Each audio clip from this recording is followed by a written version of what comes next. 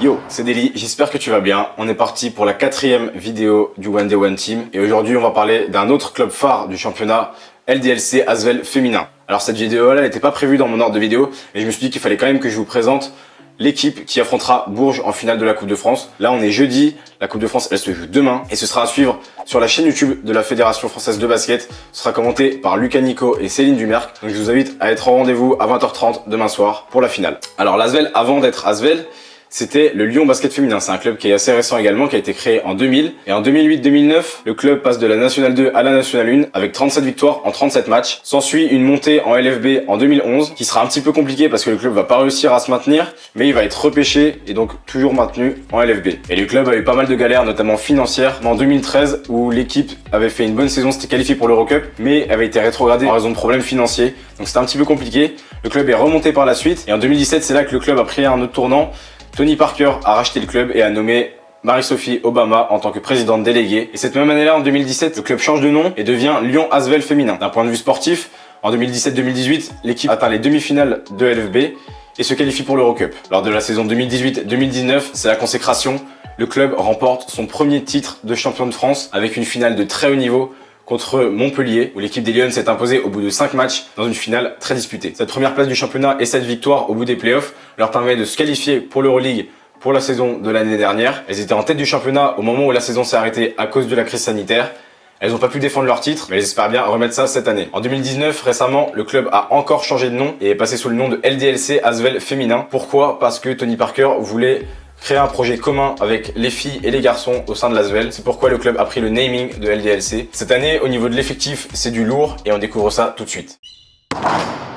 Vous avez l'habitude, on commence avec les meneuses et avec celle qui sera la capitaine cette année, Ingrid Tancret, qui est au club depuis 2017, qui est un élément fort au sein de cette équipe, qui a l'expérience, qui est très fiable à 3 points, très importante à la main. Et le club a recruté une jeune joueuse avec elle, Marine Fautou, joueuse prometteuse dont beaucoup de monde parle, qui a déjà intégré l'équipe de France alors qu'elle n'a que 19 ans. J'ai hâte de voir ce que ça va donner parce qu'il y a beaucoup d'attentes autour d'elle. Donc j'espère qu'elle va pouvoir s'épanouir au sein de ce collectif. Au poste 2, vous la connaissez tous, Marine Johannes. Tout le monde la connaît, elle a un jeu qui est très spectaculaire. C'est une joueuse qui peut prendre feu à tout moment. Alors elle, ce sera pas forcément un leader vocal, c'est pas elle qui va forcément donner de la voix, mais sur le terrain, c'est elle qui va avoir le leadership technique. Elle a fait une saison l'an dernier en WNBA, elle a pas eu le temps de jeu qu'elle espérait ou qu'elle méritait, et j'ai hâte de voir ce qu'elle nous réserve comme surprise pour cette année. Avec elle au poste 2, une recrue qui vient de Charleville-Mézières, qui était déjà passée par Lyon, Sarah Chevaujon, qui a fait des passages en équipe de France également, qui est une joueuse que j'aime bien, grosse défenseuse, à droite à mi-distance, qui malheureusement là s'est blessée et est indisponible pour 2 mois, mais j'espère pour elle qu'elle pourra revenir au plus vite et apporter toute son énergie au collectif lyonnais. Au poste 2 également, une jeune du centre de formation qui a déjà vu quelques matchs l'année passée avec l'Asvel. Il s'agit de Monique Macani.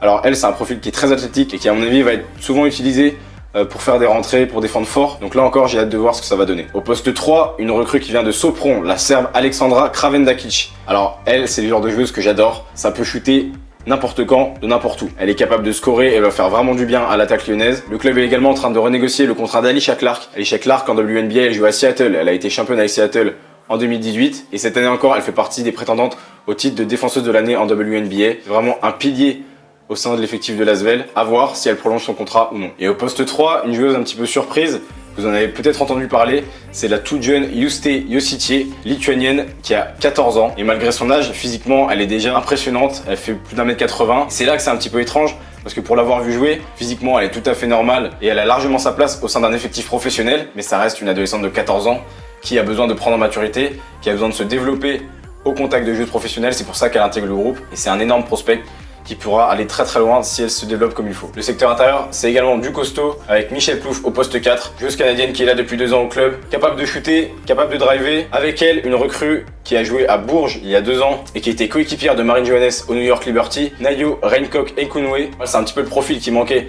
à l'Asvel à l'intérieur. C'est une joueuse athlétique qui saute partout, qui court partout, qui est capable de faire tous les efforts en défense, et c'est le genre de joueuse qui va faire le sale boulot, qui sera pas forcément montré dans les stats, mais qui va être essentielle dans la défense lyonnaise. Elle va devoir alterner au poste 5 également, puisqu'il devait y avoir Mariem Badian, qui était là depuis un moment à l'Asvel, qui attend un heureux événement. Alors on lui souhaite tout le bonheur, mais elle ne pourra pas disputer la saison. Et la seule vraie poste 5 de cette équipe, c'est Elena Siak, intérieure de l'équipe de France notamment, qui est passée par de gros clubs dans sa carrière.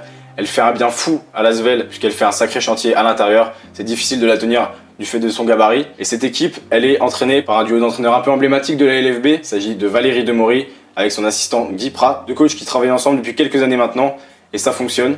Donc j'espère pour l'Asvel qu'ils réussiront à faire une grosse saison et à confirmer, et je vais essayer d'être le plus objectif possible. Pour moi, ça joue les 2 premières places de LFB. L'effectif est impressionnant, il y a un groupe qui vit extrêmement bien, donc j'ai hâte de voir l'alchimie qu'il peut y avoir avec cette équipe. Ma seule interrogation, ça va être au niveau des blessures, des joueuses qui seront présentes ou non. Là pour l'instant, on n'a pas beaucoup de profondeur de banc, donc j'espère qu'il y aura peut-être 1 ou 2 recrues afin d'amener plus de rotation dans l'effectif, notamment avec l'Euroleague en plus. Ça va faire des semaines chargées avec au moins 2 matchs dans la semaine. Au bout d'un moment, je pense qu'il y aura besoin de renfort. J'ai déjà hâte de voir comment va se dérouler la saison et hâte de voir le match de demain soir contre Bourges. Ça va être un match qui va être très disputé. 2 grosses armadas de chaque côté. Donnez-moi votre pronostic en commentaire. Je suis curieux de savoir, mais je pense que ça va jouer autour de 10 points d'écart. Je ne saurais même pas donner de vainqueur. C'est 2 effectifs très complets, mais j'espère que ce sera un super match en tout cas. On a parlé de l'Asvel, j'ai essayé d'être le plus objectif possible. J'espère que la vidéo t'a plu, j'espère que tu as appris des choses. Si c'est le cas, dis-le moi en commentaire. Like la vidéo, partage-la. Petit rituel, dis-moi en commentaire l'équipe dont je vais parler dans la prochaine vidéo du One Day One Team. Moi je te dis à demain pour la prochaine vidéo. Ciao!